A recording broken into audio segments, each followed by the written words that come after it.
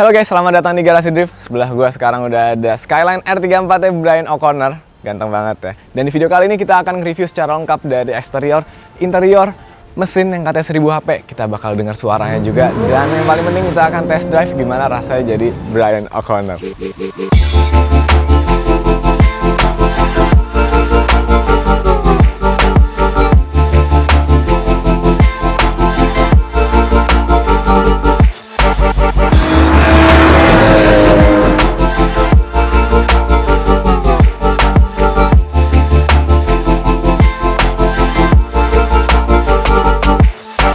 Jadi ini adalah R34 ketiga yang pernah gue review di Garasi Drift. Yang pertama itu kita pernah nge-review R34 Nismo warna putih. Yang kedua kita pernah nge-review R34 CRS yang keren banget juga menurut gue. Dan kali ini nggak kalah keren, kita akan nge-review R34 Om Koko dari bengkel Prabus yang dimodifikasi. Mirip banget di film Too Fast and Too Furious. Dan kalau di film ini punyanya Brian O'Connor. Kali ini yang reviewnya juga Brian O'Connor nih, tapi versi Indonesianya. Sumpah ini gue speechless nih ngeliat mobil ini sangat-sangat mirip sama di film. Kalau gue perhatiin di film tuh ada 3 hal yang menjadi ciri khas banget. Yang pertama ada striping biru di warna mobil silvernya. Yang kedua ada neonnya, neon yang sangat terang itu di bagian eksterior maupun di interior. Dan yang ketiga adalah suaranya. Dan 3 aspek itu lengkap di mobil ini. Walaupun ada sedikit modifikasi yang berbeda, cuman perbedaannya itu menjadi ciri khas untuk mobil ini. Nah, kita lihat langsung aja dari eksterior yuk. Jadi basically ini sebenarnya stiker guys, silvernya ini stiker dari Max Decal. Dan kalau kalian perhatiin, nggak kayak stiker ya, ini sama sekali kalau lihat mata langsung nih nggak ada kulit jeruknya gitu. Karena emang cat dasarnya bagus, stikernya pun bagus juga. Dan yang paling amazing menurut gue adalah stripping birunya ini. Ada gradasi untuk di bagian kap mesin sampai ke bagian bumper. Jadi kalau kalian lihat nih, ini atasnya kan birunya pekat ya. Makin ke bawah makin pudar. Dan tadi gue udah nonton filmnya, ternyata emang kayak gitu. Di bagian samping pun juga. Dan by the way, ini stiker-stiker sponsor yang ada di sini merepresentasikan sesuai sama filmnya. Di sini ada NS Nitros, walaupun ini nggak ada NOS ya. Ada KNF dan masih banyak lagi. Stripping sampingnya juga sama persis. Dan kalau di film itu pakai body kitnya Seawest, sementara kalau ini pakai body kit Z-Tune sama kayak ER34 kita. Z-Tune-nya full dari depan sampai belakang, bahkan sampai over fendernya itu Z-Tune juga. Kita lihat aja yuk. Lanjut ke bagian samping, karena ini adalah body kit Z-Tune, jadi bagian fendernya ini ada siripnya gini ya, ciri khasnya Z-Tune. Untuk spion pun juga udah diganti, dan mobil ini yang paling gue suka adalah kacanya. Kacanya ini nggak ada kaca filmnya, jadi kalau di dalam tuh bener-bener kerasa banget bawa mobil balap gitu ya, karena mobil balap kan nggak ada kaca film. Dan jadi kalau dilihat dari luar, kelihatan gitu, kalau yang bawa tuh Brian O'Connor, versi Indonesia, balik lagi. Nah, untuk bagian samping, ini strippingnya juga menurut gue mantep banget ya. Sama kayak di film, persis. Jadi kemarin tuh udah di stikerin, cuman ukurannya masih salah, akhirnya dicopot lagi, dipasang stiker yang baru. Dari gradasinya pun juga mirip banget, yang paling belakang nih pekat, lama-lama ke depan jadi pudar. Di film juga sama persis kayak gitu, tapi balik lagi yang beda adalah bagian side skirtnya. Side skirtnya ini merek Z-Tune, sementara kalau di film tuh Seawest full. Nah ini yang tadi gue bilang, ini adalah white body dari si Z-Tune. Mantap banget ya. Udah lebar nih si R34, makin lebar lagi. Ini bahkan udah kena sama si velg. Dan kita lanjut ke bagian belakang aja. Nah untuk bagian belakang ini strippingnya udah nggak ada, cuman sisa sponsor Toyota Tires. Even though ini mobil yang ada di sini nih pakai bannya Yokohama, tapi nggak apa-apa, ini kan emang pengen ngikutin film ya. Dan karena ini adalah R34 V-Spec, maka dari itu bagian bawah ini dapat diffuser yang nyambung sampai bagian gardan untuk meningkatkan aerodinamis, ngurangin turbulence, dan ya pokoknya biar makin kenceng lah mobilnya. Dan dilengkapi juga dengan knalpot aftermarket merek HKS yang bikin suara mobil ini jadi enak banget. Penasaran kan sama suaranya? Gue juga penasaran karena gue sendiri belum denger. Dari kemarin tuh yang pernah dengar suara mobil ini Dipo, karena di video kita sebelumnya Dipo udah rolling bareng nih sama mobil-mobil dari Prabus yang dimodifikasi kayak di film Fast and Furious. Itu keren banget, kalian harus nonton sih. Dan kita lanjut ke bagian atas. Atasnya ini masih pakai wing standar dari R34, ciri khas banget. Dan kalau kalian perhatiin, warna birunya kan ada sedikit beda, karena ini birunya adalah biru standar dari mobil ini. Warna aslinya adalah warna biru full. Dan kalau kalian penasaran sama warna asli ini mobil, kita udah pernah lihat juga pas garage tour bengkel Prabus. Jadi bagian yang penasaran, langsung aja nonton videonya di sini. Sekarang kita lihat bagian velg. Ya, untuk velg dari mobil ini menggunakan HRE 446R ring 19 dan lebar depannya ini 10. Amazing banget ya. Ini 3-piece gitu dan sesuai sama di film. Di film pun juga pakai velg yang sama kayak gini. Paling bedanya di ban aja. Kalau di film kan bannya tuh Toyo, kalau di mobil ini bannya Yokohama R19 dan pastinya mantep banget sih ini velg. Keren banget dan menurut gue cocok banget untuk livery silver. Velgnya warna silver gini. Dan yang menarik adalah velg ini belang nih antara depan sama belakang. Kita lihat belakangnya. Nah, yang gue maksud belang bukan model ya, tapi lebarnya. Lebarnya ini yang bagian belakang itu 12, jadi lebih lebar dari depan. Even though sebenarnya kalau mobil 4-wheel itu harusnya depan belakang rata ya spek velgnya. Tapi nggak bagi Om Koko karena Om Koko mau ngejar fitment yang mantap. Kalau kalian perhatiin GTR yang velgnya rata itu kan kadang-kadang bagian belakangnya rada masuk, bagian depannya pun juga rada masuk. Nah, Om Koko mau ngejar fitment yang sempurna, oleh karena itu dibikin belang lah antara velg depan dan velg belakang. Dan untuk velg belakang sendiri sama, ini HRE 446R ring 19 yang dipadukan juga dengan ban Yokohama. Dan by the way, untuk big brake kitnya atau remnya ini menggunakan Brembo. Untuk depan ada 6 pot dan belakang ini ada 4 pot. Mantep banget ya. Pastinya dengan mesin 1000 HP ini remnya pasti juga membutuhkan rem yang maksimal. Ya, untuk eksterior gitu aja. Sekarang kita lihat interiornya. Oke, sekarang kita udah masuk, disambut dengan karpet GTR. Ini nggak ada nih di Skyline ER34 kita, karpet GTR kayak gini. Dan untuk interiornya sebenarnya udah familiar banget gue karena interior R34 dan ER34 itu sama. Dan waktu itu gue udah pernah bawa R34 selama 2 minggu. Gue jadi mobil harian, mobil temen gue waktu itu. Jadi udah kebiasa banget lihat interiornya. Sebenarnya interiornya juga basic sih kalau dibandingin sama Supra ya, saingan mobil ini. Supra tuh interiornya kayak pesawat gitu ya, nggak kayak mobil-mobil lain. Sementara kalau R34 nih, dashboardnya, interiornya tuh ya kayak mobil-mobil standar. Dan berdasarkan pengalaman gue pakai R34 nih, ini mobil sebenarnya nggak praktikal banget bagian interiornya karena kita nggak ada cup holder sama sekali. Bahkan di bagian samping nih, bagian door trim, ini cuma tempat buat naruh sampah doang paling. Bagian sini tempat buat naruh duit, nggak ada cup holder. Laci pun juga kecil. Dan bagian belakang nih joknya sangat tidak bisa didudukin oleh orang dewasa. Jadi buat bocah kalian belakang. Nah, untuk modifikasi bagian interiornya sendiri sebenarnya sedikit ya. Dari instrumen clusternya ini diganti jadi instrumen cluster Nismo, bedanya dia warna putih. Dan untuk bagian tengah sini ini pakai Haltech IC7 yang sama kayak di mobil balap gue, ntar kita bakal nyalain.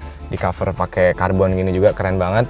Sisanya masih standar sama semua joknya, bahkan jok standar. Tapi ini jok yang istimewa banget karena standarnya ini udah semi bucket, udah kayak jok aftermarket. Dan ini nyaman banget dan jadi ciri khas di R34. Joknya ini aja kalau dijual harganya mahal banget. Oke, sekarang gue udah dapet kuncinya nih, kunci GTR. Kita nyalain aja langsung. Biar kita bisa lihat IC7-nya sambil dengerin suara mobilnya yang enak banget ini.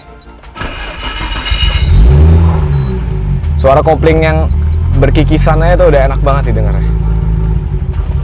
Nah, suara mesinnya rada berisik sih emang. Dan sekarang gue mau bahas Haltech IC7 ini. Oke, jadi di Haltech IC7 ini kita bisa lihat gauge kebutuhan tentang mesin, speed, dan banyak banget deh indikator yang bisa dicek dari satu layar gede ini. Tampilannya juga ada banyak banget. Ada yang model klasik, ada yang ini kayak Haltech zaman dulu. Lucu banget deh, jadi kalau bosen bisa diganti. Tapi sayangnya ini nggak Apple CarPlay dan nggak Android Auto ya. Jadi ini hanya diperuntukkan untuk balap. Ya, kayak kita bisa lihat coolant temperatur, bisa lihat data-data yang kita butuhin. Oke gitu deh, ini sama persis kayak yang gue pakai soalnya. Nah, jadi pastinya mobil ini sangat memumpuni kalau kita pakai balap. Dari segi interiornya udah mendukung, mesinnya pun juga udah mendukung, dan kaki-kakinya pun juga udah mendukung banget. Nah, sekarang bagian yang paling kalian tunggu-tunggu nih, kita dengerin suara mesinnya kali ya. Kita gas sampai lumayan limit. Bismillahirrahmanirrahim. Gue berasa di film Too Fast and Furious.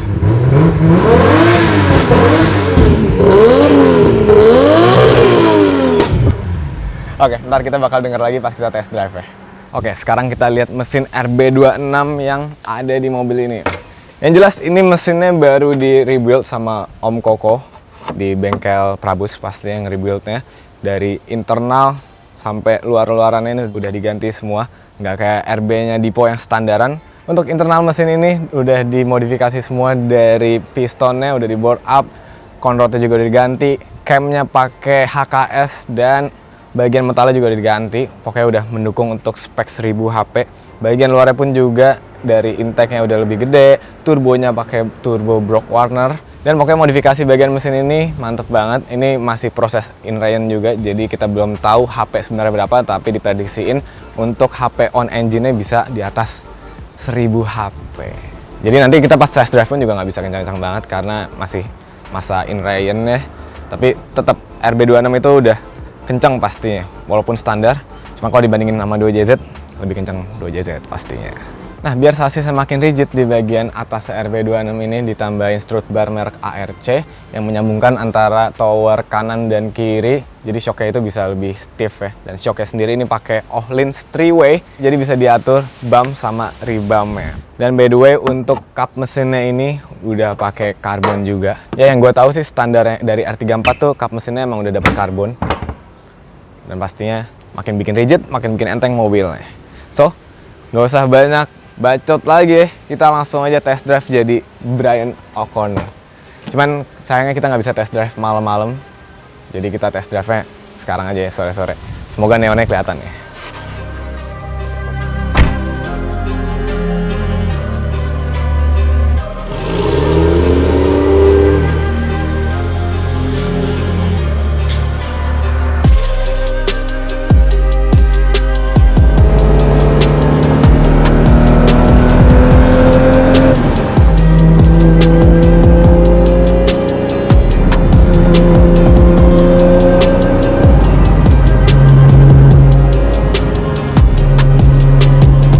Kita sekarang udah di tol dan ternyata salah. Harusnya kita test drive mobil ini itu di track. Mungkin suatu saat ya, karena ini mobil kenceng banget asli. Kita coba pelan dulu deh, mumpung tolnya kosong. Habis itu kita tarik dari gigi 2 kali ya. Ini gasnya enteng banget guys. Jadi digas dikit tuh udah langsung maju mobilnya. Sekarang kita coba ya. Bismillahirrahmanirrahim. Kita bawa Godzilla, kita bawa kenceng. Let's go!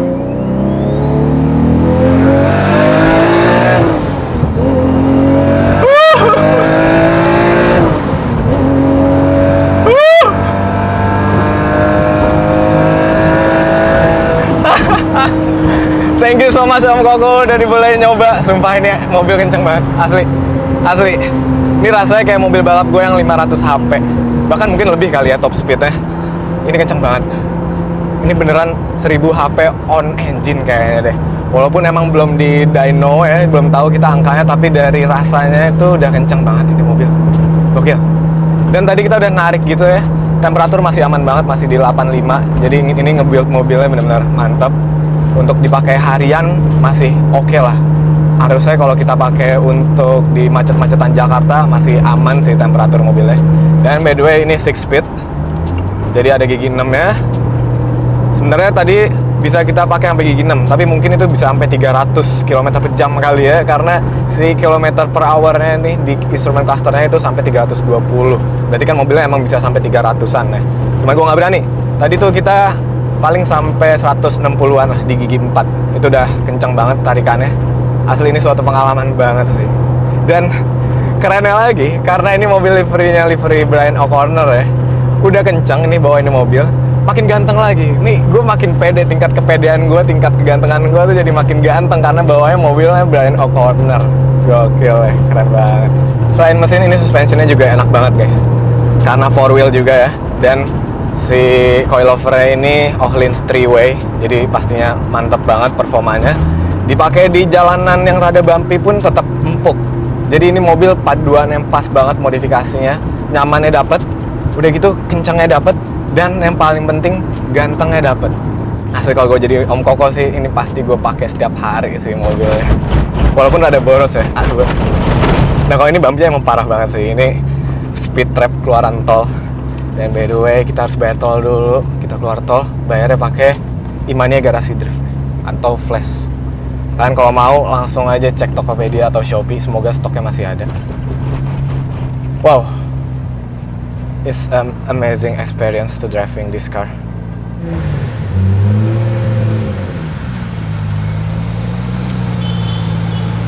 Oke, abis ini kita bakal bayar tol lagi. Dan seperti anak mobil gitu ya, abis bayar tol kita coba geber kali. Kita benar-benar dari 0 km per jam kita geber.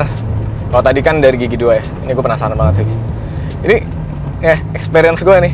Gasnya tuh harus tipis-tipis banget karena pedal gasnya enteng dan mesinnya kencang. Jadi kalau kaki kita itu nggak tipis-tipis dengan gasnya, langsung maju tuh.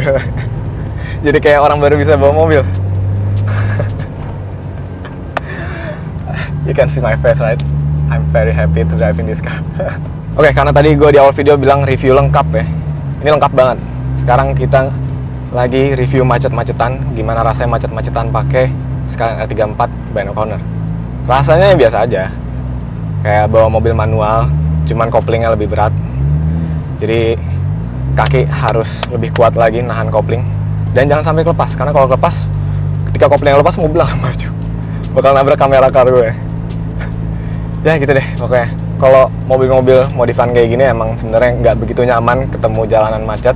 Makanya mobil-mobil kayak gini di Jakarta tuh kadang keluarnya Sabtu Minggu doang. Kalau hari kerja terlalu macet. Jadi sayang, bensin makin boros, mesinnya sayang dipakai cuma buat macet-macetan gitu. Oke guys, kita coba tarik ya.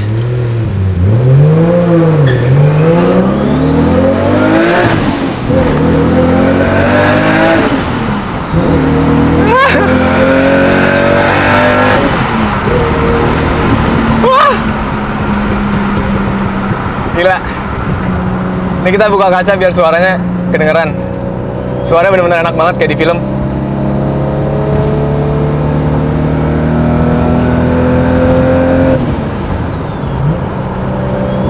Dari tadi aja gue belum gigi 6 loh. Ini gigi 5, RPM 4000, kecepatannya 140. Apalagi kalau gigi 6 kan. Asli.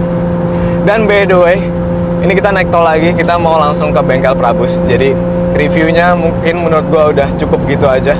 Overall, mobil ini adalah mobil paket lengkap sih menurut gua. Kencengnya dapet, gantengnya dapet, dipakai harian pun tetap nyaman. Minusnya cuma satu, minusnya bensin boros pastinya.